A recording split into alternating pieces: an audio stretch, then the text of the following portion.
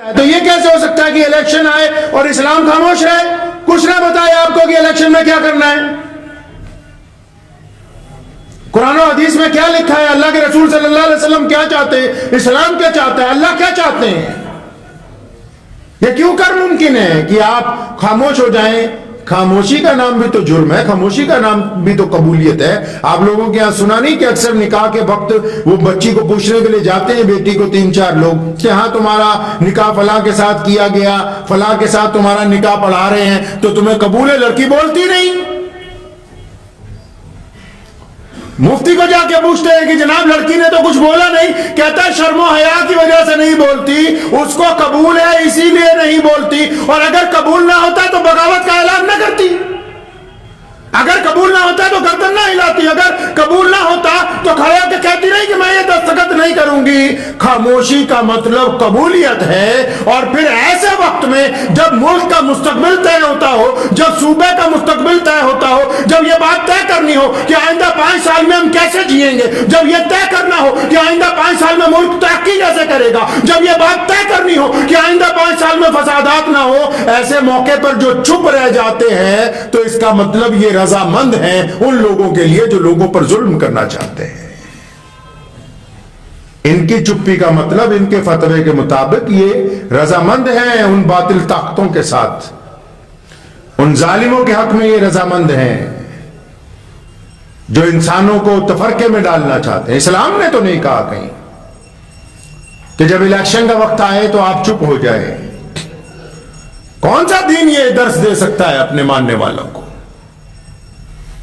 اللہ اور اس کے رسول صلی اللہ علیہ وسلم کو اگر پڑھیں گے، اسلام کو پڑھیں گے، قرآن کو پڑھیں گے، احادیث کو پڑھیں گے، صاف پتہ لگتا ہے کہ ووٹ ڈالنے کے متعلق جب شرعی حیثیت معلوم کی گئی تو تمام دنیا کے علماء نے کہا ہے، تمام مجتہدین نے کہا، تمام شیخ الاسلاموں نے کہا، تمام شیخ الحدیثوں نے کہا کہ ووٹ کا مطلب گواہی دینا ہے، ووٹ کا مطلب شہادت دینا۔ کس بات کی تم گواہی دینے کے لیے جا رہے ہو کہ جس کے نام کا بٹن دبا رہے ہیں یہ بندہ اچھا ہے، جس کے نام پر بٹن دبا رہے ہیں میں اس کی گواہی دیتا ہوں کہ یہ صحیح کام کرے گا، کہ پتہ لگا کہ اسلام نے شہادت کو دینے کا حکم کہا۔ قرآن میں اللہ تعالیٰ نے اعلان کیا کہ شہادت کو چھپاؤ نہیں، مطلب اگر گواہی دینے کا ٹائم آ جائے تو آگے بڑھ کے گواہی دو، جو سچ بات ہے اس کو کہو لوگوں کے سامنے۔ پھر یہ کیوں کر ممکن ہو سکتا ہے جب ووٹ کا دن آئے تو لوگ چپ ہو جائیں، اور جب ووٹ کا دن آئے تو گواہی دینے سے انکار کرتے ہیں؟ اسلام نے ان لوگوں کو ظالم بتایا جو گواہی دینے سے انکار کرتے ہیں۔ شریعت نے کہا، قرآن پاک میں حضور اکرم صلی اللہ علیہ وسلم کی متعدد احادیث اس بات کے لیے موجود ہیں۔ فرمایا شرک سب سے بڑا گناہ ہے۔ بات کرتے کرتے سیدھے ہو کے بیٹھ گئے، دیوار سے ٹیک لگا رکھی تھی چھوڑ دی، اور فرمایا گواہی کو چھپانا سب سے بڑا گناہ ہے۔ تو الیکشن آ جاتا ہے تو آپ کا ملک آپ سے کیا چاہتا ہے، آپ کا صوبہ آپ سے کیا چاہتا ہے؟ ہمارے صوبے میں الیکشن ہے، وہ کیا چاہتا ہے؟ یہ مٹی آپ سے کیا چاہتی ہے؟ کیا یہ بات کرنی ضروری نہیں ہے؟ کیا یہ اسلام کا جز نہیں کہ لوگوں کے مستقبل میں ہم اپنی گواہی ڈالیں گے، ہم طے کریں گے کہ اچھا کون ہے برا کون ہے؟ جو لوگ اس بات کو چھپانا چاہتے ہیں وہ ظالموں کے ساتھ ہیں۔ شریعت میں کہیں نہیں لکھا کہ چھپ چھپ کے باتیں کرو، چوری چھپے باتیں کرو، ڈاکوؤں کی حمایت کی باتیں کرو۔ اسلام نے عمل طے کیا۔ ووٹ کے متعلق مفتی رفیع عثمانی صاحب، مفتی اعظم رحمۃ اللہ علیہ نے لکھا ہے، مفتی شفیع صاحب رحمۃ اللہ علیہ نے لکھا ہے کہ یہ تو ہماری شہادت ہے۔ قرآن نے کہا کہ شہادت کو مت چھپائیے۔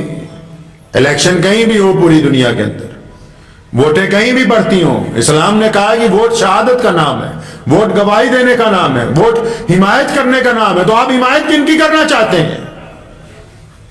5 امیدوار کھڑے ہیں، 5 میں یہ طے کیا جائے گا کہ سب کا ان میں سے کریکٹر کس کا اچھا ہے۔ اپنی برادری نہیں طے کرتی کریکٹر، ان 5 امیدواروں میں کریکٹر کس کا اچھا ہے، کردار کس کا اچھا ہے، کام کون اچھا کر سکتا ہے، اور پڑھا لکھا ان میں اچھا کون ہے، دینی معاملات ان میں اچھے کس کے، کون خدا سے زیادہ ڈرنے والا ہے، یہ بات اس کے کریکٹر کو طے کرتی۔ ہم تو طے ہی نہیں کرتے، ہمارے معاملات تو بعد میں آئیں گے, ہماری قوم کے برادریوں کے معاملات تو بعد میں آئیں گے. پہلے تو اسٹیٹ کا مسئلہ ہوتا ہے نا, جس جگہ الیکشن ہو رہا ہوتا ہے اس صوبے کی حکومت کا مسئلہ ہوتا ہے. بھی حکومت پکڑانی کن کو ہے, کن لوگوں کو سرکار پکڑاتے ہیں. اور لوگ بھی بڑے بیوقوف ہیں, نادان ہیں. لوگ آتے ہیں دھرم کے نام پر ایک دوسرے کو لڑاتے ہیں, لوگ آتے ہیں برادری کے نام پر ایک دوسرے کو زہر پلاتے ہیں, اور جو ان دونوں زہروں سے بچ جائے اس کو رشوت کا میٹھا شربت پلاتے ہیں. جو مذہب اور برادری کے نام کا زہر نہ پیے اس کو پھر رشوت کا میٹھا شربت پلاتے ہیں کہ اتنے پیسے لے لو, یہ پوری اپنے محلے کی اپنے گھر کی ووٹیں مجھے ڈلوا دو. حرام ہے. اسلام نے کہا گواہی بیچنا حرام ہے. اگر گواہی بیچنا حرام ہے تو ووٹ کا سودا کرنا بھی حرام ہے. اگر وہ لقمہ حرام کھانے کے بعد انسان کے جسم کے اندر جو خون بنتا ہے اس سے نماز نہیں ہوتی, تو یہ لقمہ حرام کھانے کے بعد بھی انسان کی نماز نہیں ہو سکتی.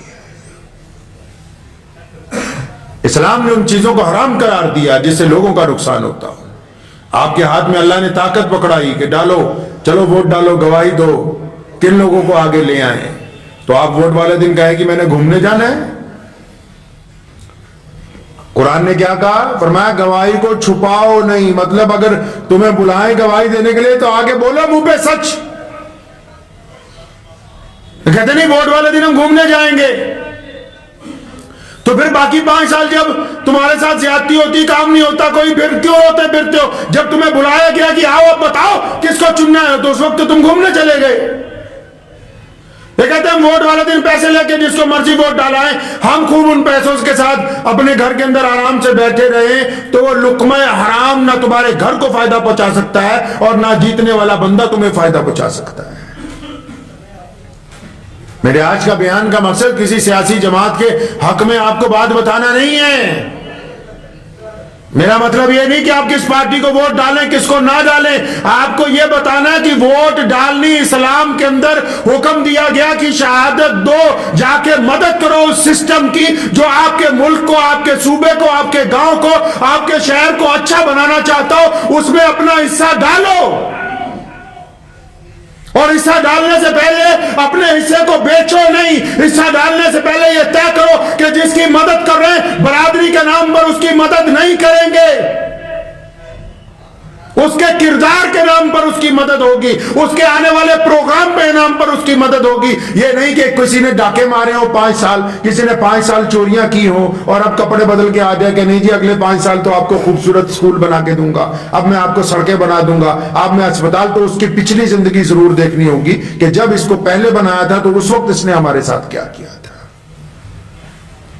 معاف کر دینا اچھی بات ہے, معاف کر دینا اچھی بات ہے, لیکن دوبارہ اعتبار کر لینا بیوقوفی کی بات ہے.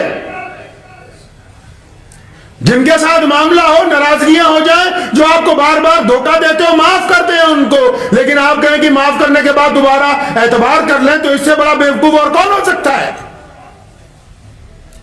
اسلام کہتا ہے کہ آپ معیار طے کیجئے امیدواروں کا, اور یہی ہمارے ملک کا قانون بھی کہتا ہے. امیدواروں کو کہا کہ آؤ ورچوئل میٹنگ میں بتا دو, آؤ سڑک پر نکل کے بتا دو, آؤ اشتہاروں کے ذریعے بتا دو کہ تم کیا کرنا چاہتے ہو, تم ایماندار ہو. سارے کہتے ہیں میں بھرشٹاچار کے خلاف ہوں, تو یہ پتا کرنا تو ووٹر کا کام ہے نا کہ یہ بھرشٹاچاری ہے یا نہیں ہے. مجھے امید ہے کہ آپ کو یہ ویڈیو پسند آئی ہوگی. اگر پسند آئی ہو تو یہ آپ اپنے دوستوں کے ساتھ شیئر کریں اور اس چینل کو سبسکرائب ضرور کریں.